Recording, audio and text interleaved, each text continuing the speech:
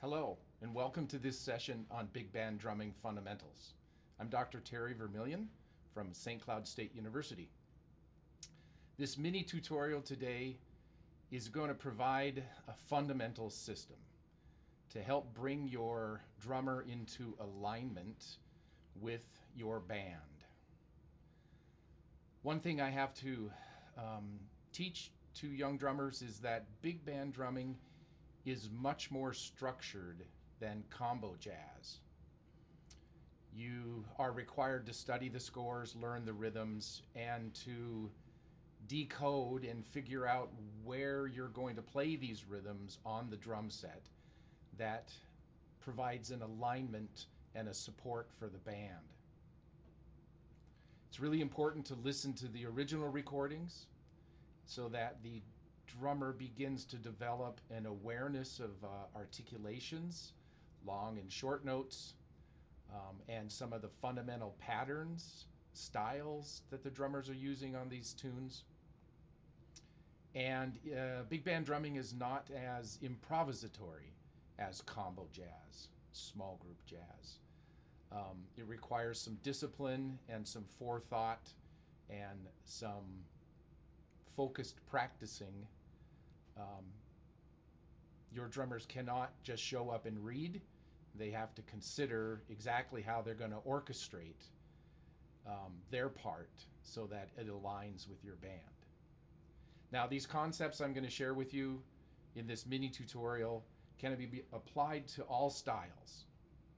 And this is perhaps a second weakness that I see in students when I'm adjudicating or teaching, is that they have not developed proficiency in a wide variety of styles.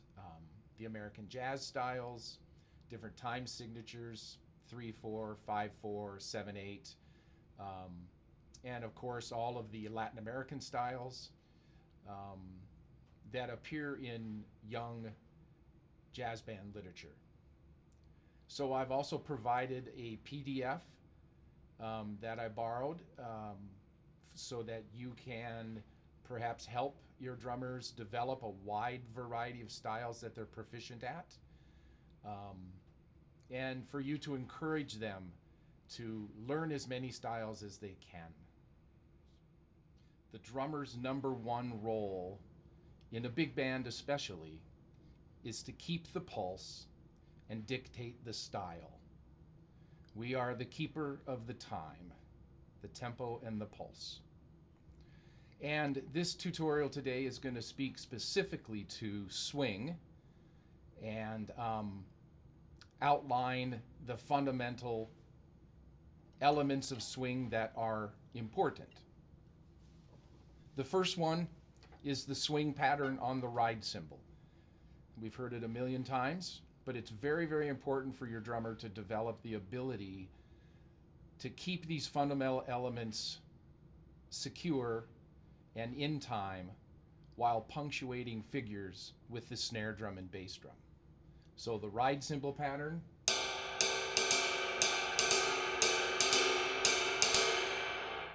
the hi-hat playing the backbeat on 2 and 4 with the foot on the hi-hat,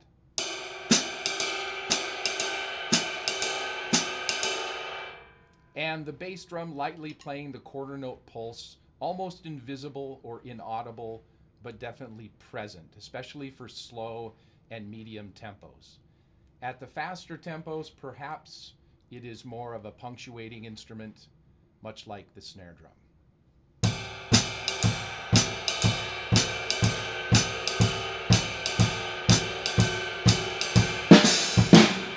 Now, every style has those fundamental elements that your drummer, in their study of style, is required to be proficient at and to maintain correct tempo and feel.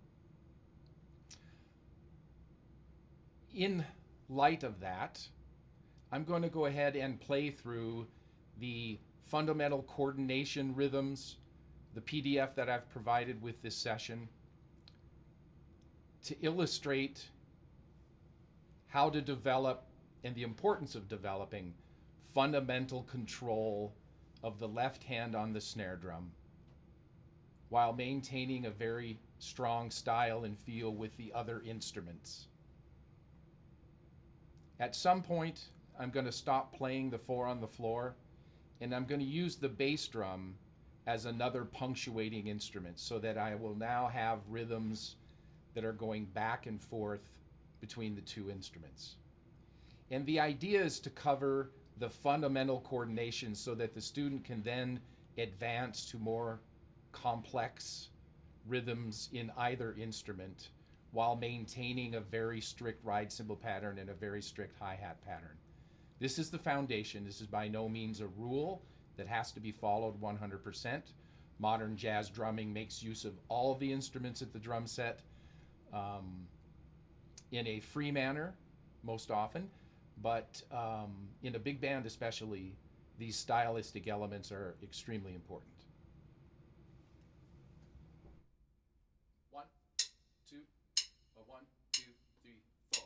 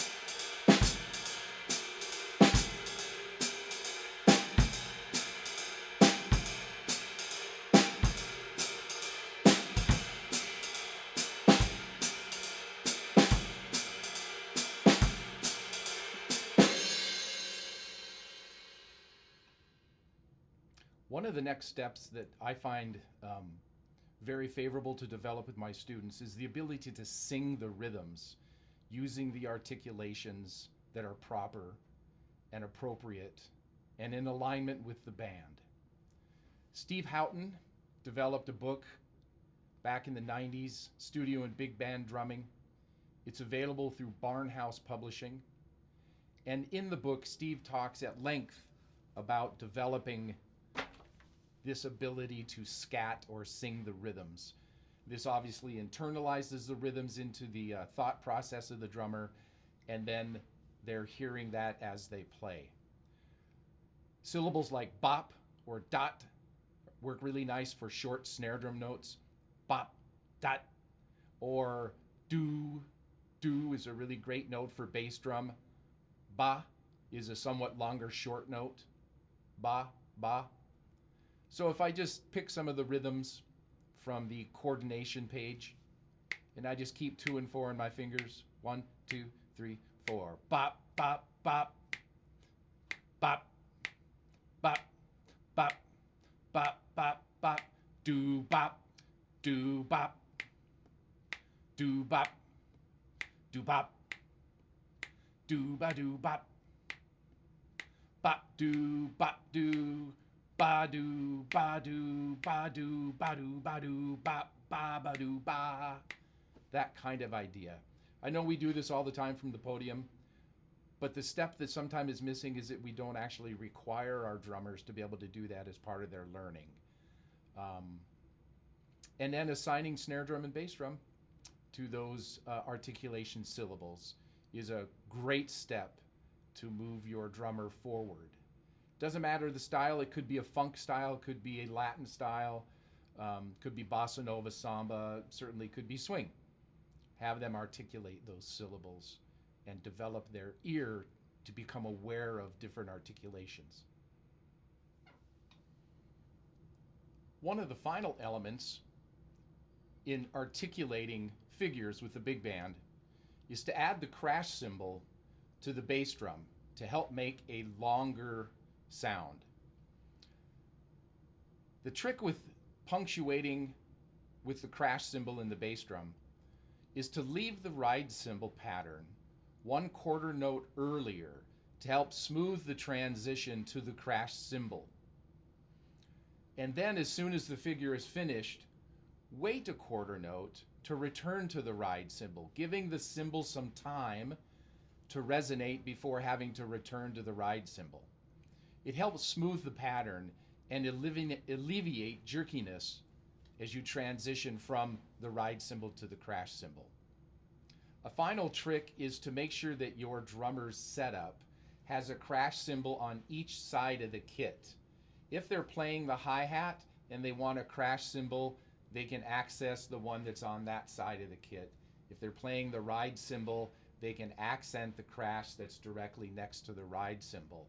This alleviates the crossing from one side of the kit to the other and the tension that involved in your body that way. And that tension and that sudden transition can often lead to time problems. So I'm going to go ahead and play basically the bottom 1/3 of the coordination page. And I'm going to go ahead and apply the crash cymbal to each one of those bass drum notes, just to give you an idea of that concept of leaving the ride cymbal early and returning to it a little bit later. We'll see what that looks like. 1, 2, a 1, 2, 3, 4.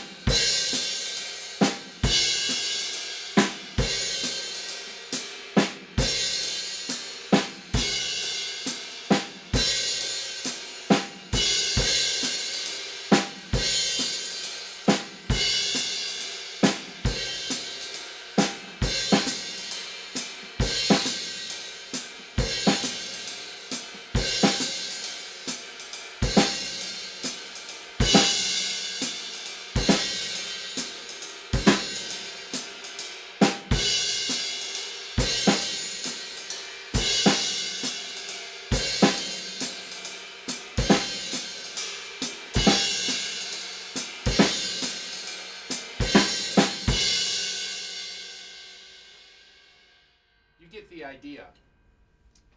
Now, normally using a crash cymbal in a powerful manner is saved for those figures that are in the drummer's staff.